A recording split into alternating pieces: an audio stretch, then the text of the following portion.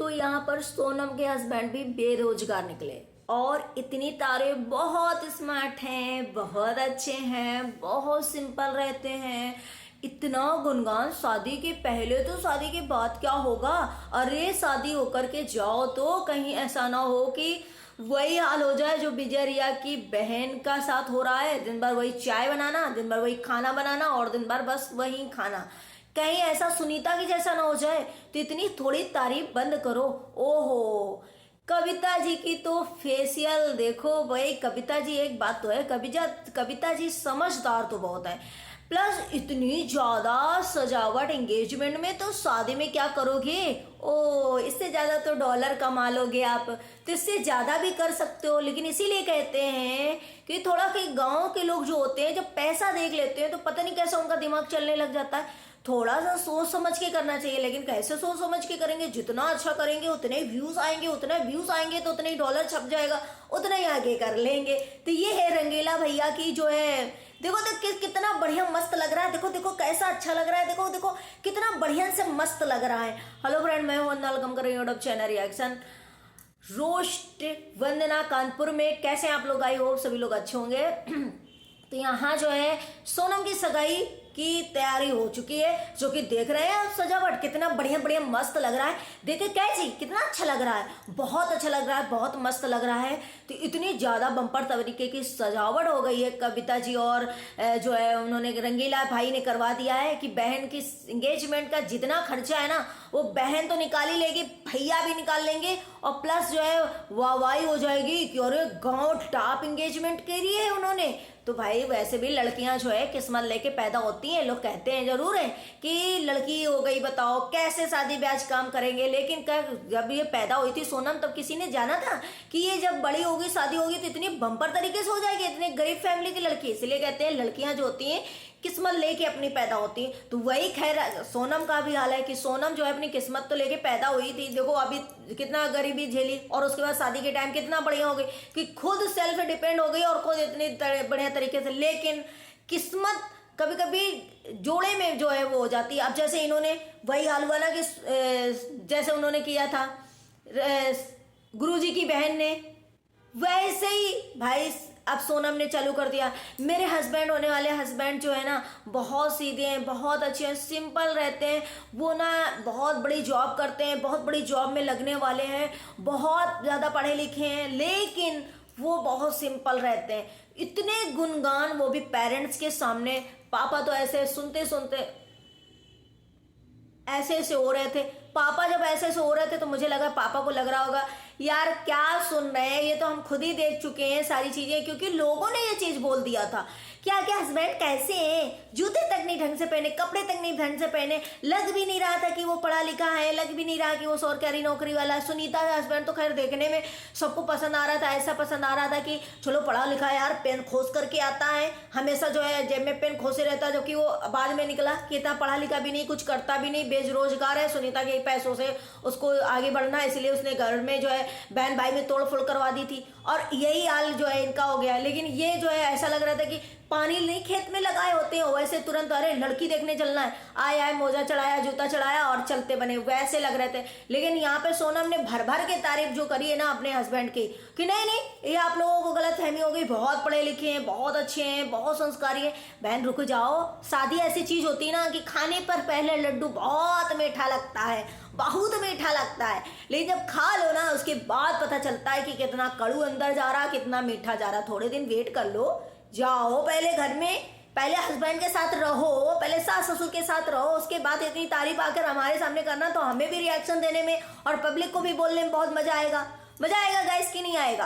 पहले जाओ ससुराल में, थोड़े दिन एडजस्ट करो, रहो हस्बैंड के साथ। और हस्बैंड देखो कितना कमाता है, कितना पढ़ा लिखा है, आपसे अच्छे अच्छे नंबर पास है कि नहीं पास है, कितना है।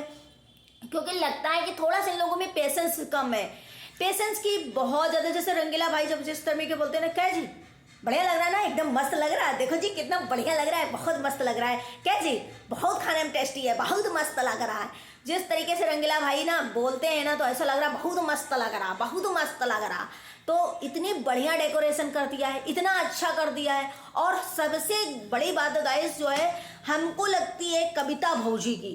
कविता भौजी जो है ना वो बहुत मस्त है बहुत। क्या है जी, बताओ जी, मस्त है ना?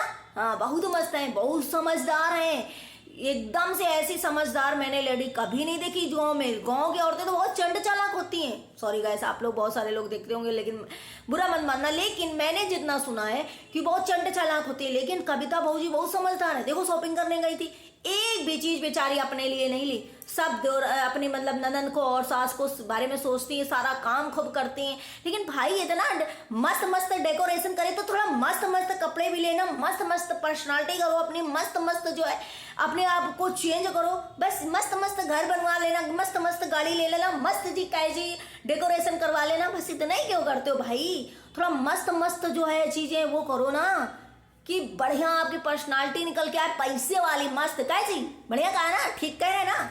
बढ़िया करो रंगीला भाई। आप बहुत मस्त मस्त बोलते हो, बहुत मस्त मस्त चीजें करते हो, लेकिन थोड़ा सा भौजी का चेंज कर दो। लेकिन यार फिर भी हम देखते हैं कि वहाँ विजय भाई की जो वो रिया भाभी है ना, उनसे तो मस्त ही लगती हैं ये, मस्त लगती है। इनका चेहरा मोहरा मस्त लगता है, मस्त थोड़ा बहुत एक्टिव रहती हैं। वो तो एकदम बुझी बुझी सी रहती है, लगता है इनको खाने को नहीं मिलता। सिर्फ विजय भाई जितना पैसा कमाते हैं वो पता नहीं अपने ऊपर फूकते हैं या फिर और पता नहीं क्या करते हैं, लेकिन वो एकदम बुझी बुझी सी लगती है। इससे अच्छा तो पहले लगती थी वो, लेकिन अब बहुत बुझी बुझी लगती है। उनकी देखकर उनको लगता है यार इनकी क्या जिंदगी। वो भी खैर बहुत सीधी सादी हैं, इसीलिए ये सब होता है। लेकिन यहाँ पे कविता बहू जी खैर अपनी पर्सनालिटी भी देखती हैं और प्लस जो है काम बहुत सारा करती है। और हाँ एक चीज नोटिस मैंने और करा, सोनम को कभी आज दिन तक काम करते आप लोगों ने नहीं देखा होगा, लेकिन मस्त मस्त काम कर रही है। क्या जी, मस्त मस्त काम कर रही है ना? उस दिन हमने देखा बर्तन धुल रही थी और बर्तन धुलते धुलते सब पानी वानी साफ किया, सब कपड़े धुलवाए भाभी के साथ और बाथरूम साफ किया, मस्त मस्त काम कर रही थी। हमने कहा ये देखो शादी का असर कि क्या जी, इन पे तो ब्लॉग छाप रही हो, डॉलर छाप रही हो, भाभी काम कर रही हैं, चलो आगे से आगे लगी। हुन तो जाकर के तुम्हें करना पड़ेगा ना, क्योंकि जो जितना पति सीधा भी लग रहा है, पता नहीं कैसा हो, पता नहीं कैसा घर वाले हो। तो अभी तो पुल की तारीफ की पुल बन गई, पुल की तारीफ नहीं, तारीफों का पुल बांध दिया सोनम ने अपने हस्बैंड का।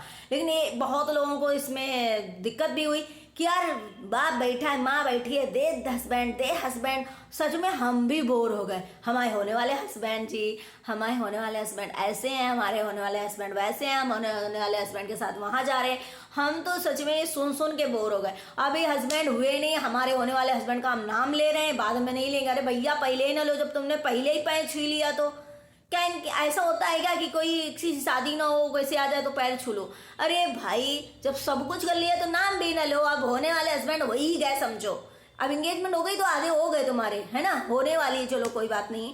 लेकिन कुछ भी कहो, दिल खोल के रंगीला भाई जो है काम करते हैं, दिल खोल के चीजें करते हैं। अब अपने गुरुजी से कैसे पीछे हट जाएंगे? गुरुजी ने सुनीता की शादी में क्या भव्य तरीके से स्वागत किया था, मतलब सजावट करी थी। वो तो पानी ने खैर बेकार कर दिया, सबका कीचड़ पीचड़ कर दिया। लेकिन गुरुजी जब इतना कर सकते हैं शादी में, तो चेला काहे नहीं कर सकता है एंगेजमेंट में इतना? तो गुरुजी से बढ़िया जो काम है ना चेले ने कर दिया उसमें एंगेजमेंट में। गुरुजी ने तो शादी में करा था, चेले ने तो एंगेजमेंट में कर दिया। अब सोचो चेला कैसे पीछे। लेकिन एक चीज आप लोगों ने देखा होगा कि गुरु जी जो है आजकल नजर नहीं आ रहे चेला के घर में। क्या ऐसा रीजन हो गया कि चेला के घर में जो है गुरुजी दिखाई नहीं दे रहे? नहीं, हर एक चीज में चेला और गुरुजी साथ रहते थे। आजकल चेला जो है अकेले, मतलब चेला मतलब हमारे रंगीला भाई जो अकेले काम करते नजर आ रहे हैं, अकेले सब कुछ कर रहे हैं। तो कहीं गुरुजी नजर नहीं आ रहा? ऐसा तो नहीं है कुछ मैटर हो गया है? मैंने सुना है कहीं क्या अफवाह है या फिर रियल है कि इनकी भाई की और उनकी बहन की, जो छोटी वाली बहन थी विजय भाई की, क्या नाम था उसका, नीतू, उसकी शादी इनके भाई से हो रही थी। तो क्या टूट गई है क्या? या फिर रंगीला भाई नहीं करना चाहते क्योंकि वो लड़की थोड़ा सा नटखट टाइप की है, वो काम हम पता नहीं करेगी कविता जी से ऐसा कि नहीं करेगी। लेकिन यार सुंदर बहुत है, वो लगेगी पैसा वाली है, वो लगेगी अच्छी, कर लो।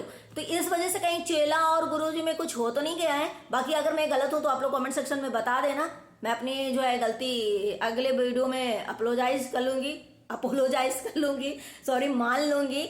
लेकिन आप लोगों को कैसा लगा एंगेजमेंट का सजावट? भाई चलो ठीक है, बहुत अच्छी बात है। इससे अच्छा सजावट से कहीं बैंक्वेट हॉल से कर लेते, कहीं होटल से कर लेते, जाके कहीं ऐसी जगह से कर लेते, इतनी अच्छी जेवर बनवा लेते, कुछ भी कर लेते। भाई एंगेजमेंट तो होती है बहुत अच्छी भी तरीके से होती है, कोई बात नहीं, मैंने वो पहले ही बोला कि लड़कियां जो है अपनी किस्मत लेकर पैदा होती हैं। कोई ये मत सोचे कि हम कहाँ से क्या करेंगे, वो उनकी किस्मत ऐसी होती है कि शादी में कहीं ना कहीं से रास्ता बन जाता हो, आराम से उनकी शादी जो है निपट जाती है, शादी हो जाती है और लोगों को पता भी नहीं चलता।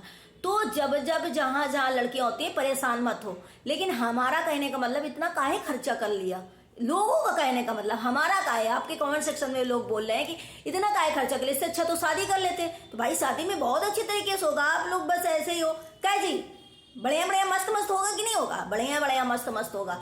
तो आगे देखते रहिए रंगीला भाई क्या क्या करते हैं। बाकी चलिए मिलते हैं नेक्स्ट ब्लॉग में। ब्लॉग अच्छे लगे लाइक एंड सब्सक्राइब करिएगा, शेयर करिएगा। और ये भी बेरोजगार हैं, जब अभी नौकरी लगी नहीं है तो काहे शादी कर रहे हैं। अगर शादी करना ही थी तो लगे जाते पहले, अगर इतनी नौकरी की वो थी तो अब आगे आगे देखो इन्हीं के पैसे से सुनीता के जैसे होगा काम। ये मेरा पॉइंट खैर सही भी हो सकता है, गलत भी हो सकता है, बाकी आप लोग अपने हिसाब से जज कर लेना। मिलते हैं नेक्स्ट ब्लॉग में, bye bye, take care, thank you so much.